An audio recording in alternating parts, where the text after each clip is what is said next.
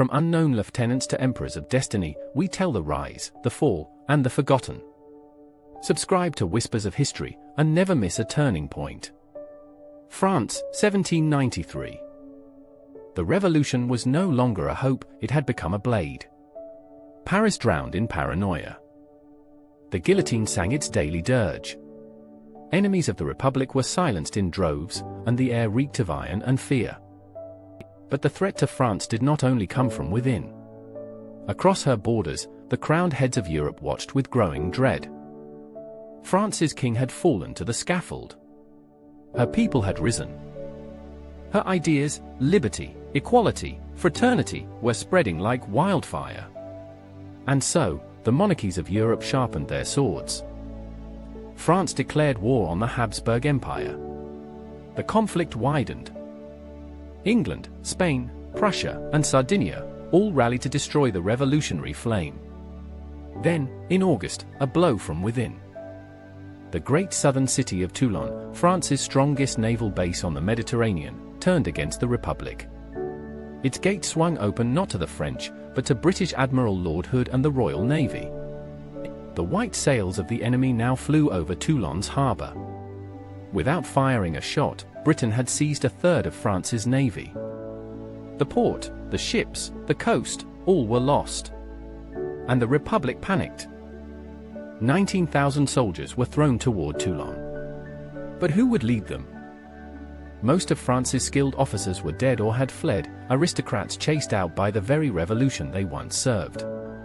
In their place stood men like General Cartos, a former painter with no military training, tasked with saving the Republic. Wounded and desperate, the army had no artillery commander. Then, by a twist of fate, a 24-year-old Corsican lieutenant, en route to another front, passed through. He was barely known. He had seen no real battle. But he carried a manuscript, a political novella about loyalty to the Republic. And more importantly, he had friends in the convention. His name was Napoleon Bonaparte. September 16th. Napoleon was given command of the artillery. What he found was ruin, few guns, fewer trained men, no gunpowder, and no organization. But within days, the port buzzed with change. He trained infantrymen to serve cannons. He scavenged guns from the countryside. He built workshops, forges, and batteries with sandbags dragged in from Marseille. He turned a disarmed force into a machine. And then, he named his first batteries, La Montagne, sans-culottes, revolutionary symbols fired in iron. The enemy, British, Spanish, Sardinian, Neapolitan, held forts across the hills, over 14,000 strong. Toulon was ringed in steel and stone.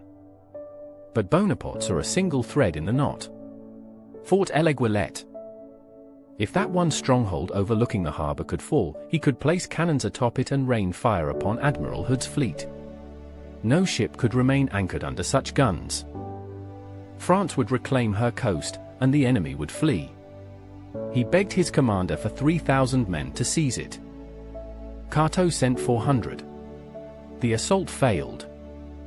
Fort l'Aiguillette was lost, and the Allies, now alerted, built a fortress on the heights, Fort Mulgrave, Little Gibraltar, bristling with 20 cannons.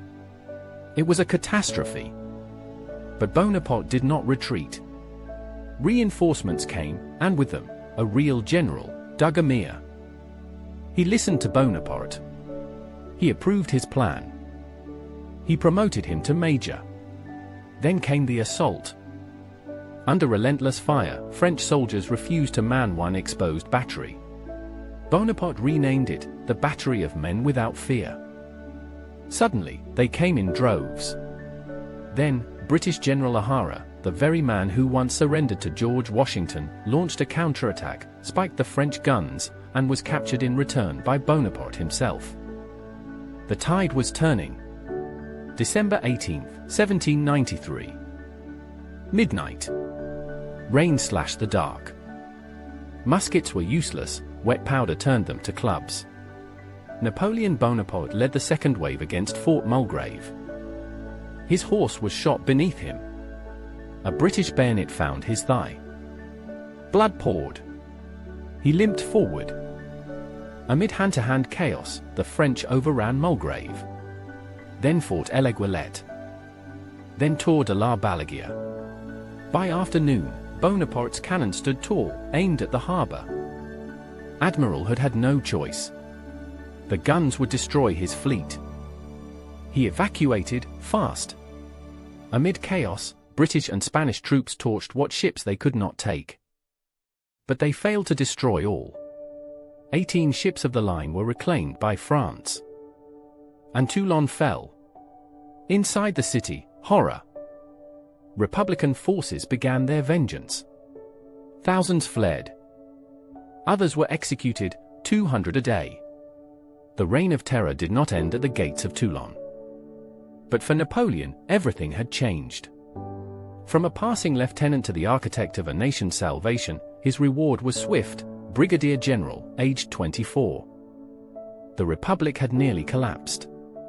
But Toulon had been saved, not by committees or crowds, but by a single, obsessed, brilliant young man who refused to accept defeat.